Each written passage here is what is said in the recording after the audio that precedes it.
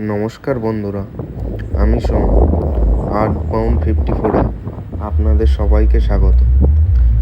আজকে আমরা তৃতীয় পার্টে দেখাবো হরিহর ফোর্টের মাঝামাঝি অবধি আমরা কিভাবে গেছিলাম। তো চলো যাওয়া এখান থেকেই শুরু করি। তো বন্ধুরা, ভিডিওটি স্কিপ না করে সম্পূর্ণ ভিডিওটি দেখুন, আর ভিডিও ভালো লাগলে আমাদের পাশে অবশ্যই থাকবে।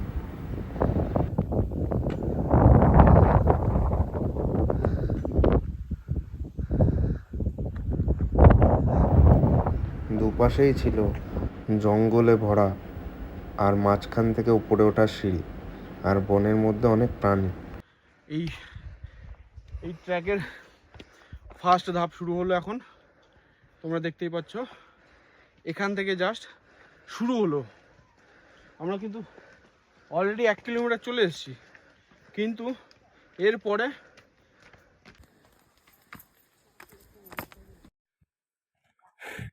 কেমন লাগছে বাবাই? হ্যাঁ বল, চল চল,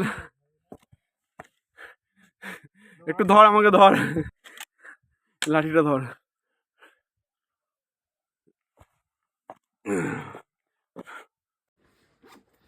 এই গলি দিয়ে উপরে উঠতে হবে। গলি ফলি চ আয়।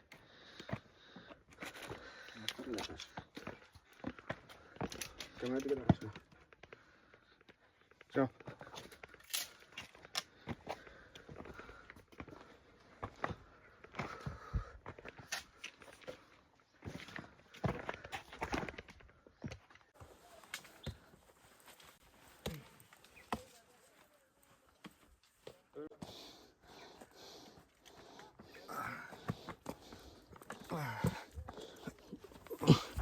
হাতটা দিলাম।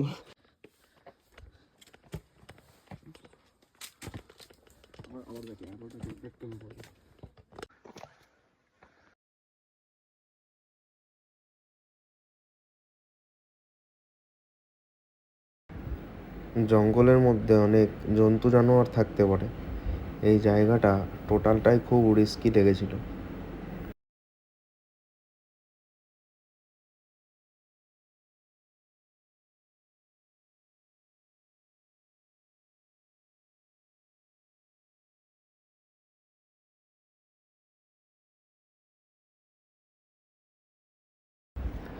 পাহাড়ি জঙ্গল ঘেরা রাস্তা দিয়ে ওপরে উঠতে উঠতে প্রায় 5 কিলোমিটার এসে দুটো রাস্তা দুরকম দিকে চলে গেছে। একটা ছিল শর্টকাট আর একটা ছিল লং ডিস্টেন্স।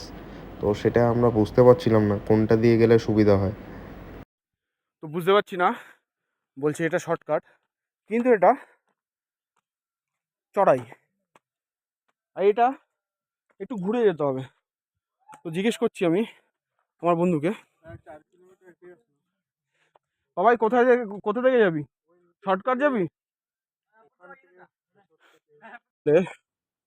যে কোথাও ট্রেকিং করতে গেলে ট্রেকিং শু, গিয়ার সব কিছু লাগে। আর আপনারা দেখতে পাচ্ছেন এখানে দেখো, লুঙ্গি পরে ট্রেকিং করছে। এটা একটা জীবনে অন্যতম সেরা অ্যাডভেঞ্চার লাগছে। দেখো, এসে লুঙ্গি পরে যাচ্ছে ট্রেকিং করতে।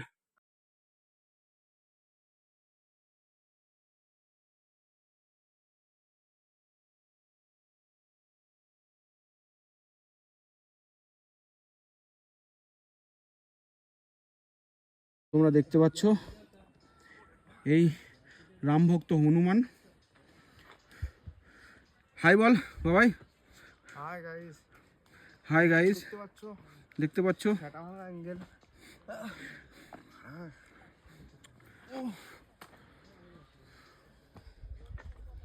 বর্ষাকালে এখান থেকে পুরো ঝর্ণা বয় নিচে, এই লেকের মধ্যে আসে।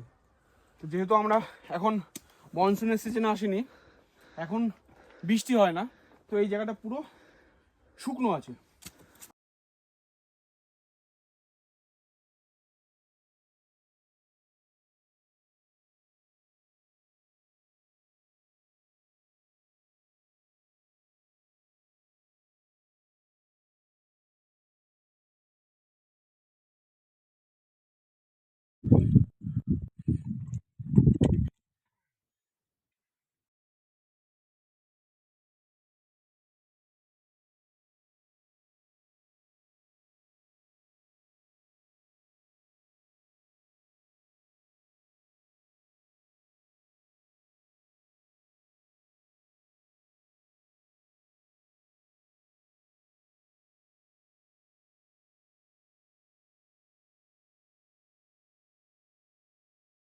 এই সেই রাস্তা, এই রাস্তা দিয়ে আমরা উপরে এসেছি।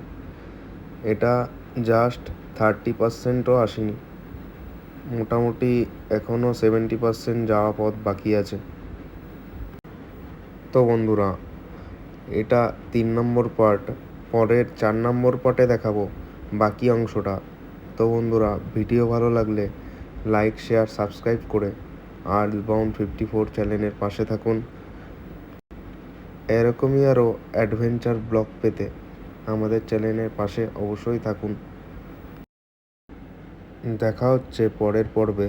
ততক্ষণ ভালো থাকবেন, সুস্থ থাকবেন। জয় হিন্দ, বন্দে মাতরম।